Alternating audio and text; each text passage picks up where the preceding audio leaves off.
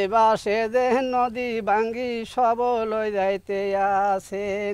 তেঁতুলিয়ার ভাঙনে ফসলি জমি ভিটে বাড়ি হারিয়ে নিঃস্ব জয়নাল আবেদিন। যে নদী সব গিলে খেয়েছে তার তীরে দাঁড়িয়ে জন্মভিটা রক্ষায় সৃষ্টিকর্তার কাছে প্রার্থনা তার। একই অবস্থা ভোলার চরফেশনের চর নুরুল আমিন গ্রামের বেরিবাদের বাইরে থাকা বেশিরভাগ বসত ভিটার। নীলকমল ইউনিয়নের কাশেম বাজার থেকে বাংলা বাজার পর্যন্ত প্রায় ৩ কিলোমিটার এলাকা তেঁতুলিয়ার ভয়াবহ ভাঙনের মুখে। ইতোমধ্যে ১০০ একর জমি ও শতাধিক ঘরবাড়ি বিলীন। ভাঙনের ঝুঁকিতে বাঁধের বাইরের বসবাসকারী ২ শতাধিক পরিবার, ৩টি বাজার ও কয়েকটি শিক্ষা প্রতিষ্ঠান।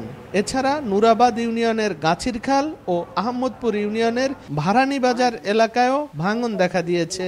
আমার পরিবারের প্রায় ১০ থেকে ১২ একর জমি ছিল ওইদিকে। এক বছরে প্রায় ৫ থেকে ৬ একর জমি নদী গর্ভে বিলীন হয়ে গেছে। নদীর ভাঙনে বাপদাদার বিটা ভাঙি যা, তারপরে আমি ঘর বাড়ি ছেড়া দিয়ে এখন মানে মুজিবনগর যায় একজনের জায়গায় ওরকার থাকি। এখন যেন ভাঙ্গা যাবে, আমরা যেন কোথায় যাব, কিভাবে নিয়ে স্থান নিব, আমাদের এমন কোনো পরিকল্পনা নেই আর এমন কোনো আর্থিক অবস্থাও নাই। এই অবস্থায় নীলকমল ইউনিয়নের অধিক ঝুঁকিপূর্ণ ৩০০ মিটার এলাকা ভাঙন রোধে জরুরি ব্যবস্থা নিয়েছে পানি উন্নয়ন বোর্ড।